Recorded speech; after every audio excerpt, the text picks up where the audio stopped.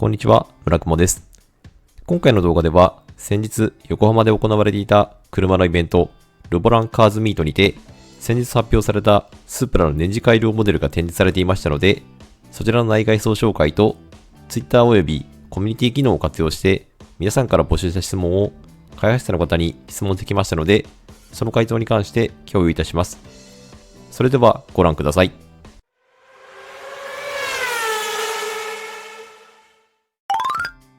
まずは展示車両の仕様についてです。このチャンネルをよくご覧になっている方には繰り返しになるかもしれませんが、初めてスープラ関連の動画を見る方向けの構成としています。グレードに関しては最上級グレードである RZ グレードとなっており、パワートレインには BMW 製の直列6気筒の3リッターターボエンジンが搭載されています。このエンジンは発売当初340馬力となっていましたが、年次改良のタイミングにてパワーアップし387馬力となっています。今回の改良ではエンジンの出力は変化していません。駆動方式は後輪駆動となっており、トランスミッションに関しては今回の改良から追加された6速 MT となっています。ここで一つ目の開発者の質問ポイントです。この MT の使用は最初から追加の構想があったのかという質問に対する回答としてはノーであり、AT のみで発売を開始した当初からあった MT の追加要望に応える形で実現したそうです。当初 MT を追加しなかった理由として、大トルクのエンジンと MT の組み合わせによって生じるシフトフィールの悪化が挙げられていましたが、MT 仕様における最終減速比を変更し、元付けを解消したことと、IMT の採用によってこのネガティブな面を解消されたそうです。試乗の機会が訪れるのが非常に楽しみです。外反色に関しては、今回の年次改良を記念した限定色のマットホワイトとなっていました。その他にも今回の改良にて、カタログカラーにドーンブルーメタリックとボルカニックアッシュグレーメタリックが追加されています。質問として上記ブルーとグレーが BMW でいうところの何色なのかということと、私の愛車のアイスグレーの継続有無を聞いてみましたが、明確な回答はいただけませんでした。このあたりは正式なアナウンスを待つほかなさそうです。内装色に関しては、今回の年次改良に伴い追加された単内装となっています。こちらは RZ グレードのみの追加となっており、ブラックのレザーシート同様、メーカーオプションとなっています。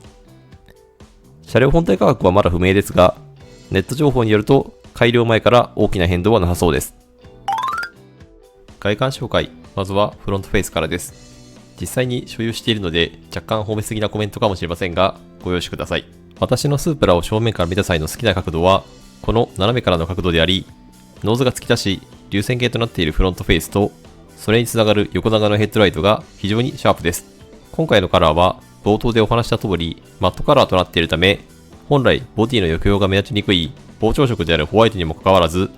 ボンネット上の凹凸などがはっきりしているのがお分かりになるかと思います。また、動画でどこまで伝わるか不安なところですが、例えると真珠のようなツヤ感がもともと存在感のあるスープラのフォルムをより際立てているように思います。リップスポイラーなどには変更点はありませんが、ノーマル状態でも空力を意識したスポーティーな外観のものが取り付けられています。所有する前は吸ってしまわないか非常に心配でしたが、思ったほど車高も低くなく、特に気兼ねなく走行できています。このスポイラーの半ツヤのカラーリングも、今回のマットホワイトのカラーリングに非常にマッチしている印象でした。細かいところですが、やはりナンバープレートの直角具合は少し気になるので、ここだけは社外品に付け替えたいところですね。改めてフロントフェイスですが、やっぱりかっこいいですね。すいません、それにつきます。サイドに回り込んできました。スープラのボディサイズは、全長 4380mm、全幅 1865mm、全高 1290mm、ホイールベースが 2470mm となっており、ボディサイズに関しては今回の改良のタイミングで変更がありません。このボディサイズを同社の GL86 と比較すると、全長がプラス 115mm、全幅がプラス 90mm、全高がマイナス 5mm となっており、外観は一回り大きくなっていますが、ホイールベースがマイナス 105mm となっていることが特徴となっています。これはスポーツカーの黄金比と言われているトレッドとホイールベースの比率 1.55 を実現するためであり、そのために2シーターに割り切るなど、とことん走りを一番に考えたからこそ実現したプロポーションとなっています。結果的にフロントノーズが非常に長く、コンパクトなキャビンのドライバーの頭上を中心に、ルーフが垂れ下がっていく典型的な FR スポーツカーのスタイルとなっています。2シーターであることに不便を感じることはありますが、その割り切りがあったことのフォルムであると思いますので、私としてはそのデメリットも享受できますね。また、ボディサイドには空力を意識した複雑な抑揚があり、FR 車であることを強調するリアのフェンダーにかけて駆け上がっていくようなラインが形成されています。私が好きなスープラの角度はこの角度であり、成就したラインがリアフェンダーに集約し、絞り込まれたキャビンとリアフェンダーの盛り上がりが、この車がピュアスポーツカーであることを主張しています。本来、ホワイトのカラーでは分かりづらいボディの陰影がマットカラーでは強調され、光が当たっている部分とそうでない部分に色合いの変化があり、複雑な抑揚を持つスープラの特徴を際立てており、マットカラーの相性の良さを感じます。こちらは異なる時間での様子であり、非線光の当たり方によって様々な情報を見せてくれるのがマットカラーの魅力であることがよくわかります。ホイールサイズは前後で異なり、フロントは 255-35R19 インチ、リアが 275-35R19 インチとなっています。タイヤローテーションができないのがたまに傷ですね。ホイールデザインに関しても RZ グレードのみではありますが変更されており、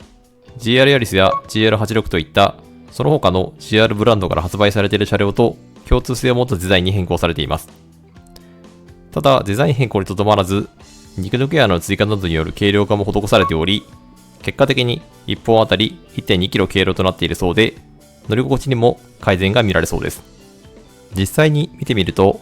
メタリックのブラックというよりは、マットのブラックのカラーに近い印象であり、先日私が交換した円形のホイール同様、ブレーキダストが目立ちにくいカラーとなっていそうなことが実写を見ることで明らかになりました。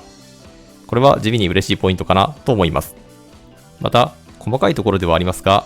ドアミラーのカラーは RZ グレードに関しては改良前と変わらずマットカラーのままでしたが、こちらに関してはマットホワイトとの組み合わせの相性は良さそうであり、過去動画で私が実施したようなミラーカバー交換は不要かなと思いました。リアに回り込んできました。リア周りに関しても外観上の変更点は今回の改良ではありません。リア周りの外観上の特徴としては、サイドのフォルムの紹介の際に述べたように、リアフェンダーの膨らみと縛り込まれたキャビンによる一目で普通の車でないとわかるフォルムとなっているところです。結果として過去動画で紹介している通り、トランク容量としてはボディの幅の割には大きくないですが、そのデメリットも許容できるかっこよさがあります。少し気になったのがスープラのエンブレムについてです。海外の今回の改良を記念した限定車の場合、エンブレムが赤色に塗装されていましたが、この車両では従来通りのブラックであったため、あの仕様は海外の限定モデルだけかもしれません。下回りはディフューザー形状となっており、ボディと下部の部分がきっちりと分けられているのが特徴かと思います。台形のマフラー2本出しがいかにもスポーツカーらしいです。また、真ん中にはフォグランプを備えており、フォーミュラーカーのような雰囲気の光り方をするので、非常にかっこいいのですが、日常ではあまり使用機会に恵まれないのが残念です。続いて、内装についてです。センタートンネルにリアルカーボンのパーツが使われていたり、包まれ感の大きな内装になっていることに変更はありませんが、今回の改良によって追加されたタンカラーの内装によって、大人な雰囲気も追加されています。着目したいのが、ドアの内張りについてです。同じくメーカーオプションとなっている本革のブラックの場合、ドアの内張りも全てブラックとなり、運転席と助手席で内装の色が異なることで、ドライバーの包まれ感を演出するスープラの内装の特徴を生かしきれていませんでしたが、今回のタンカラーの場合、本革シートでもその特徴を生かすことができるようです。その他特徴として、この車両には非接触型のスマホの充電器が備え付けられていることを確認できました。この装備が今回の改良によって国内仕様でも標準装備、もしくはオプションになるのかを質問してみましたが、明確な回答は得られませんでした。こちらも公式のアナウンスを待つほかありませんが、この限定仕様のみの装備である可能性が高そうです。また、こちらが今回の改良の最大の特徴である MT シフトになります。ご覧の通り、球体のグリップとなっていることと、また、ドライバーに向けて若干傾けられていることで、非常に握りやすい形状になるよう工夫が凝されていることがわかります。ただ、やはりシフト操作時に左肘を置くであろうスペースにペットボトルホルダーがあるため、そこに左肘がはまってしまうことがないか少し心配ですね。この MT に関する質問として、IMT をオフにできるかを聞いてほしいというリクエストがありましたので、ヒアリングしてみました。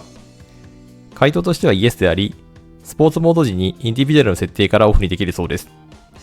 ノーマルモード時にはオフにできないそうなので、本当に走りたいと思ったタイミングで IMT をオフにできるようです。今回の改良にて、サウンドジェネレーターにも改良が施されているそうなので、スポーツモード走行時の高揚感は相当なものかと思います。その他の質問に関してです。GRMM 開発中ですかという質問に関してはノーコメントでした。さすがにそこまで踏み込んだ質問には回答いただけなかったです。また、好きな車は何ですかなどの質問を聞いてみたのですが、この手の質問には答えられないそうです。例えば、スープラの〇〇グレードがおすすめですなどと答えると、他のグレードでは手を抜いたのかといった風評被害を受ける懸念もあるそうで、このあたりは開発に携わるがゆえの苦労が垣間見えました。まとめです。外観については大きな変更点はありませんでしたが、スープラの行くようなるフォルムとマットカラーの相性が非常にいいことが印象的でした。特にマットホワイトの信じるようなツヤ感は、マットグレーよりも写真と実写の感じ方は異なるかと思いますので、今回の自分の目で見ることができ、非常に幸運でした。特に自然光の下で見れたのが特に有意義だったと思います。容易ではないかと思いますが、一度ご自身の目でご覧になることをお勧めします。内装に関しても大きな変更点はありませんでしたが、タンカラーの内装の追加により、大人な雰囲気のスープラの一面を見ることができました。レーシーな内装のレッド、高級感のブラックに新たな選択肢が加わることで、個性をより出しやすくなったかと思います。動力性能に関しても、足回りのセッティングの変更がなされているそうで、シフトフィールがどんな感じなのかなど、気になる要素が多々ありますので、試乗の機会が訪れるのが楽しみです。おまけです。結局、買うの、買わないのの結論です。過去動画に対するリアクションにて、皆さんの反応を伺っていました。多くのリアクションありがとうございます。MT の追加などのこの改良の仕様に非常に魅力を感じたことと、また、この展示車両のマットホワイトの艶感に少し感動してしまったことを踏まえて、このマットホワイトの仕様を買いたいと思いました。ただ、おそらくですが、このマットホワイトの車両は抽選による限定販売となっているため、当たったら購入しますが結論です。この抽選に当たるようなことがあれば、さすがにそこに運命を感じて購入します。ただ、外れた場合は今の車に対する愛着も相当あるため、それ以外のボディカラーを購入するということはないかと思います。試乗して感動したらまた話は別ですが、少し歯切れの悪い結論かもしれませんが、前回の動画に関して様々コメントいただいた方々ありがとうございました。今回の動画の内容としては以上となります。このチャンネルでは他にも新型車の情報や愛車のスープラ関連の DIY 情報の発信を毎週行っております。自動車好きの方の参考となる情報を発信していけるよう努めていきますので、動画の高評価とチャンネル登録のほどよろしくお願いいたします。また、動画内で実施してほしい企画などありましたら、コメント欄までよろしくお願いいたします。それではご視聴ありがとうございました。